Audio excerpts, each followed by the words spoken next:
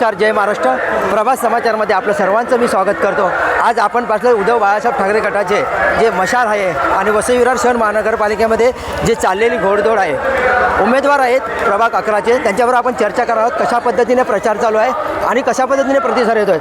आपल्याबरोबर आता कृष्णा कांबळे जे आहेत ते सांगतील की आपल्याला कशा पद्धतीने, सांगा साहेब, कशा पद्धतीने प्रचार चालू आहे. प्रचार आमचा पहिल्या दिवसापासून चांगला, ज्या दिवशी आम्ही फॉर्म भरला त्या दिवशीपासून प्रचार आमचा जोरात चाललेला आहे आणि आम्हाला उत्स्फूर्त प्रतिसाद लोकांचा मिळत आहे. आणि लोकांना एक पर्याय हवा होता. लोक ह्या दोघांच्या सत्तेला कंटाळलेली आहेत आणि त्याच्यातून एक तिसरा मार्ग लोकांना पाहिजे होता आणि तो तिसरा मार्ग आम्ही देणार आहोत. आणि तो म्हणजे उद्धव बाळासाहेब ठाकरे या गटाने इतकी प्रचंड भरारी घेतली आहे ह्या प्रचारामध्ये की ह्या लोकांच्या डोळ्यातून पाणी येणार होतं. नक्कीच साहेब, पहिले माजी स्वर्गीय जे आपले शहराचे विभाग प्रमुख होते, शहर प्रमुख होते संतोषदादा टेंभुलकर, यांचं स्वप्न होतं की या वार्डमधून शिवसेनेचे नगरसेवक निवडून जातील. काय सांगाल? खरंच आमचं हे पॅनल आणि हे चारही नगरसेवक आम्ही बहुमताने निवडून देणार आणि तीच आमची संतोषदादांना श्रद्धांजली असेल. ताई, काय सांगाल, कशा पद्धतीने प्रचार चालू आहे? खूप छान चाललंय, खूप छान. जय महाराष्ट्र. खूप जय छान. चालेल. कशा पद्धतीने घरी जाताना भेटीगाठी होत आहे, त्यावेळी लोकांचा प्रतिसाद कसा आहे? खूप छान रिस्पॉन्स आहे, खूप छान. येणार शिवसेनाच येणार, मशाल निवडून येणार. दादा, काय सांगाल? लोकांचा प्रतिसाद खूप आमच्यासाठी आहे. पॉझिटिव्ह आम्हाला वाईब्स मिळतात. सगळे बोलतात आताला चेंज पाहिजे, आपल्याला चेंज होणार आहेत. या वाड्यामध्ये आमचे उमेदवार निवडून येणारच आहे. आमचा विश्वास पण आहे, आमची देवाची आमची कृपा पण आहे. लोकांना आम्हाला खूप प्रतिसाद आहे आमच्याकडे. बघू आता काय होतं, पण आमची हे आहे, आम्ही जिंकणारच. ताई, काय सांगाल, कसा प्रचार चालू आहे तुमचा? प्रचार आमचा खूप छान चालू आहे. लोकांचा खूप छान प्रतिसाद आहे आणि एवढे पॉझिटिव्ह आम्हाला व्हायब्रेशन मिळत आहेत ना. लोक खरंच, आम्ही जेव्हा डोर टू डोर जातो ना तेव्हा आम्हाला समजते की ॲक्च्युअल त्यांचे किती प्रॉब्लेम्स आहेत आणि आपण ह्याआधी त्यांना बघितलं नाही आहे. पण आता जेव्हा आम्ही जातो आहे, एक प्रकारे तो सर्वे पण चालू आहे आमचा आणि आम्हाला खूप छान वाटते त्यांच्याशी भेटून, त्यांचे आशीर्वाद घेऊन. खूप म्हणजे छान असं पॉझिटिव्ह व्हायब्रेशन आहे.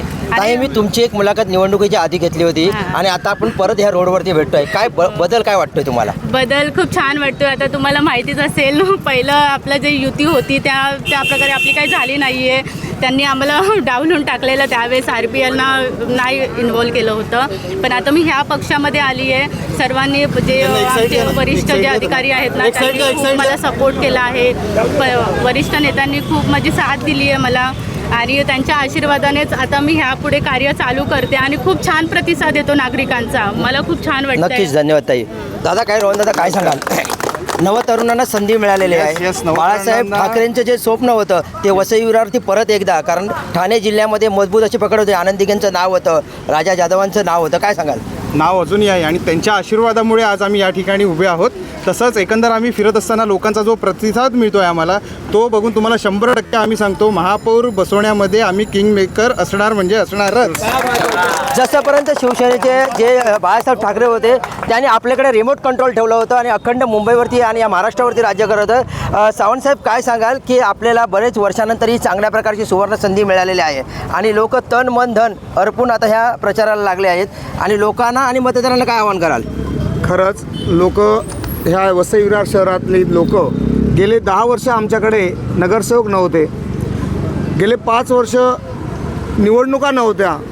आम्ही गेले 10 वर्ष तयारी करून आहोत निवडणुकीची आणि लोकांना एक संधी होती. खरोखरच तिथल्या सत्ताधाऱ्यांना लोक कंटाळलेले आहेत.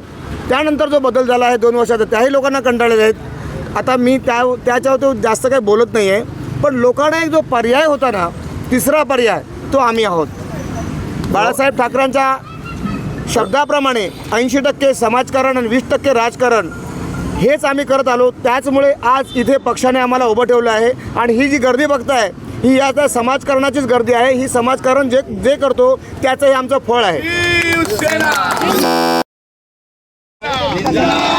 आणि 1 वर्षानंतर परिवर्तन झालं म्हणजे भाजपची सत्ता आहे आणि तो गड राखण्यासाठी म्हणजे बहुजन विकास आणि भाजप, पण त्याच्यामध्ये किंग मेकर म्हणून मशाल होणार आहे.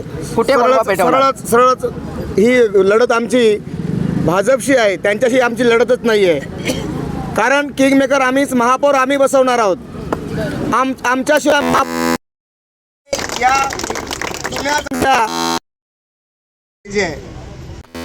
कोणी, चला रिक्षा बघा, स्टेशन बघा, मी काही जास्त बोलत नाही आहे, हे आम्हाला करून दाखवायचं आहे. एक महत्वाचा मुद्दा आहे. दादा बोला, काय बोलताय बोला. जरा कॅमेरा आहे ना तिकडे करा.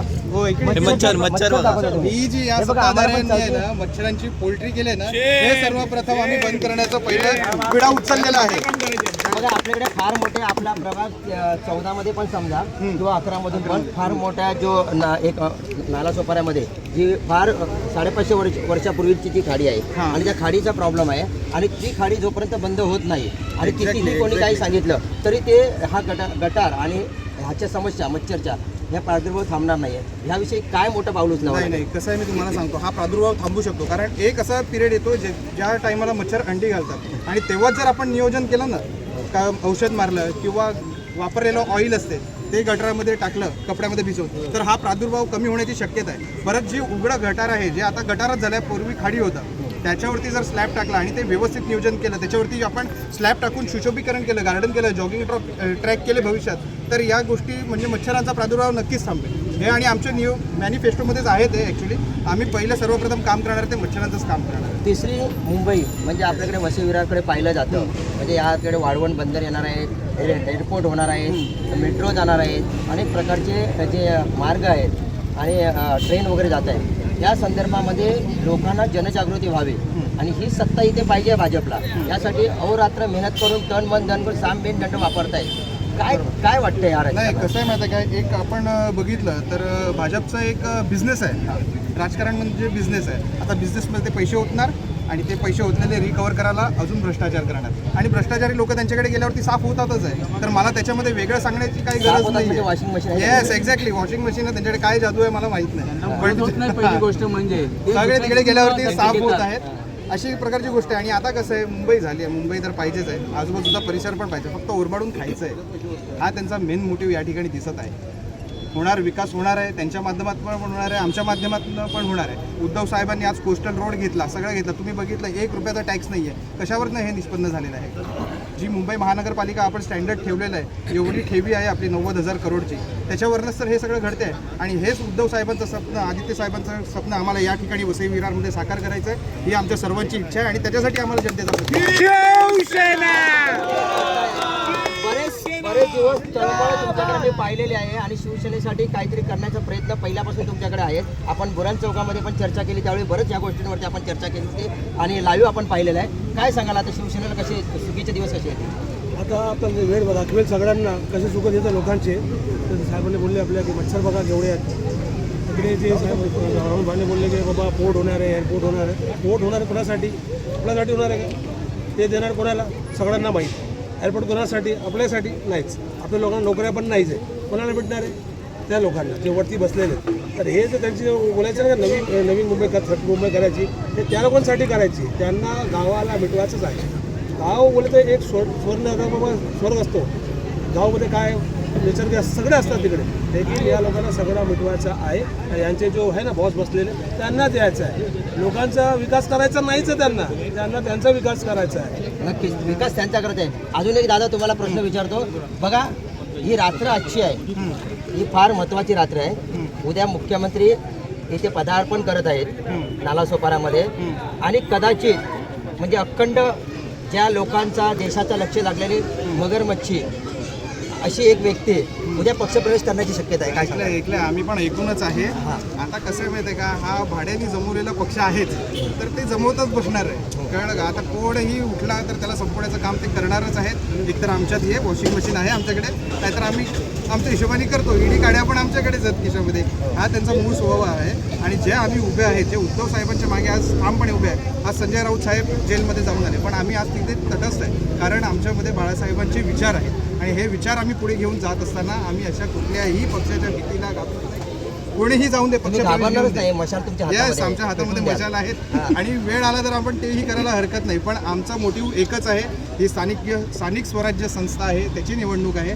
बेसिक लोकांचे प्रश्न त्याच्यावरती निवारण करणे हा आमचा मेन मोटिव्ह आहे.